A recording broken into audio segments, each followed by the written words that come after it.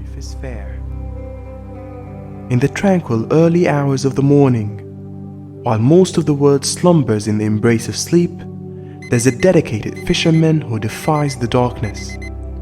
At 2 a.m., he awakens with a singular purpose: to conquer the untamed waters, casting his destiny upon the inky sea.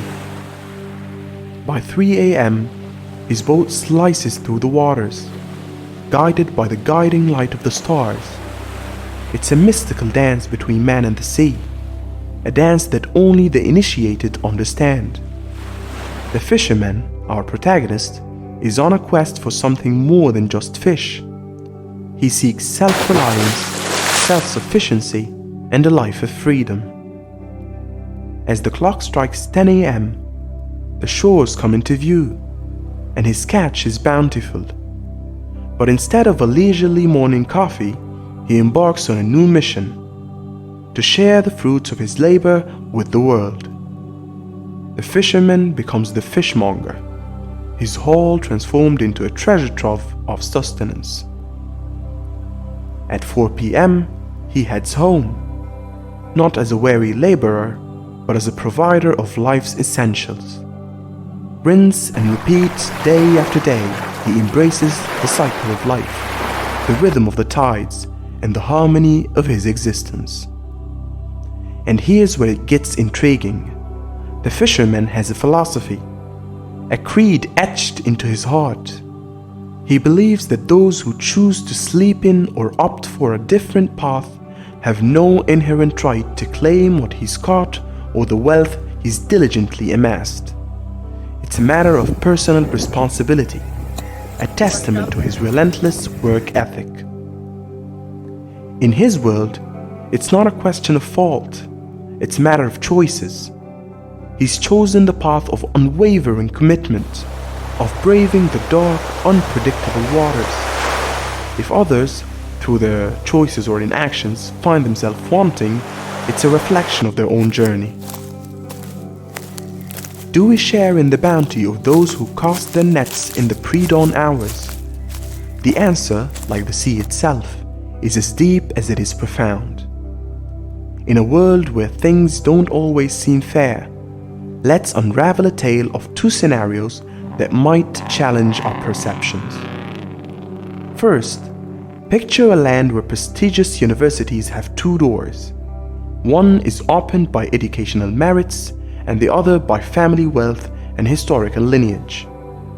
It might sound surprising, but sometimes the straight A student doesn't stroll through the educational door because, you see, the family's wallet and the family's past aren't hefty enough.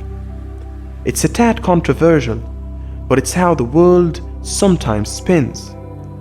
Life is fair, but it's our lens that can be a bit clouded by what we thought fair should look like. Now shift the spotlight to Grace. She's the embodiment of hard work and those relentless 16-hour shifts. She's climbed the ladder and now sits in the branch manager's chair, basking in her success.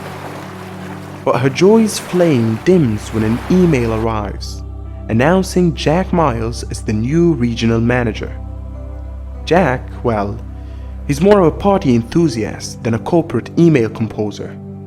Grace wonders, why is he my boss? What Grace might not see, though, is that being a party animal isn't just about fun. It's about forging connections and weaving networks with ease. In his own way, Jack can seal company deals and form alliances that can benefit the company. So, life remains fair, but sometimes it's like an elephant, tough to grasp when you're up close. Grace believes her hard work should equal a brighter outcome than Jack's. In her world, it's tricky to distinguish between favoritism and genuine qualifications for the job. It's like trying to tell identical twins apart without clues. Life's fairness is a riddle, my friends, and sometimes the pieces don't fit as neatly as we'd like them to. In a world where our success is measured mainly based on financial prosperity, societal status, Fame, the glittering jewel of the modern age, often takes center stage. We measure success in terms of financial wealth, as if it's a direct roadmap to happiness, contentment, and love.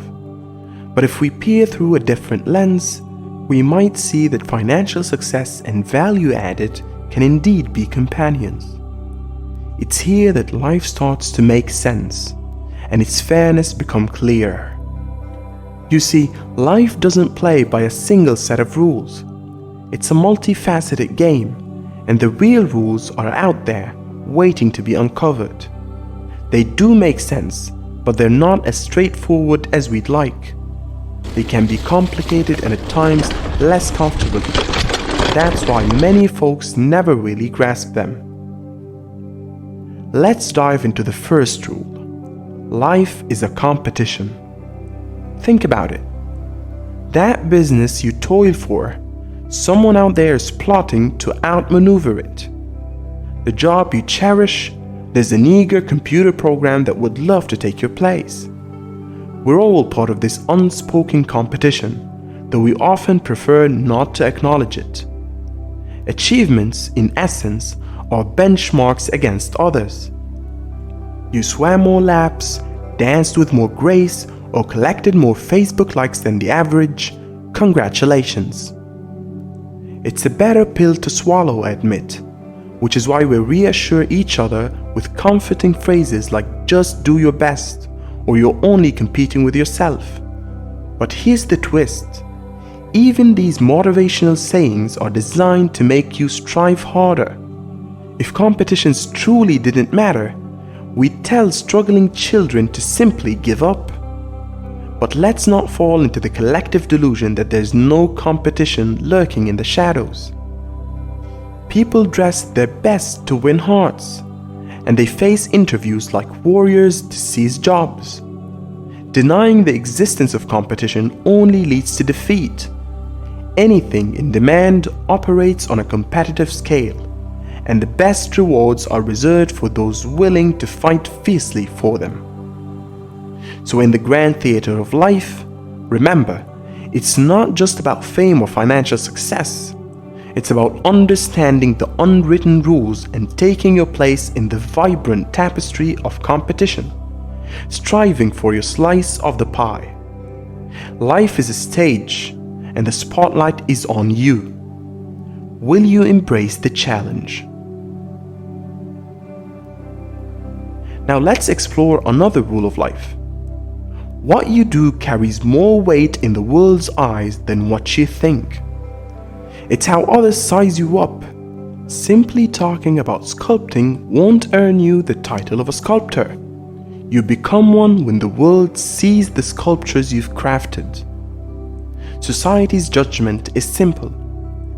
It's about what you can do for others. Can you rescue children from a burning building, remove a tumor, or make a room burst into laughter? There's your value. Plain and simple. But here's the twist. We don't judge ourselves that way. We measure ourselves by our thoughts. I'm a good person, we tell ourselves. I'm ambitious, we affirm. I'm better than this. These self-assurances may bring us comfort, but they're not how the world perceives us. They're not even how we see others. Intentions, no matter how well intended, matter less than actions. An internal sense of honor, love, and duty doesn't count for much. What truly matters is that you've done for the world. Abilities aren't esteemed based on their virtue. Society's admiration is often driven by the selfish perspective of others. A diligent janitor may earn less recognition than a ruthless stockbroker, and a cancer researcher may be rewarded less than a supermodel. Why?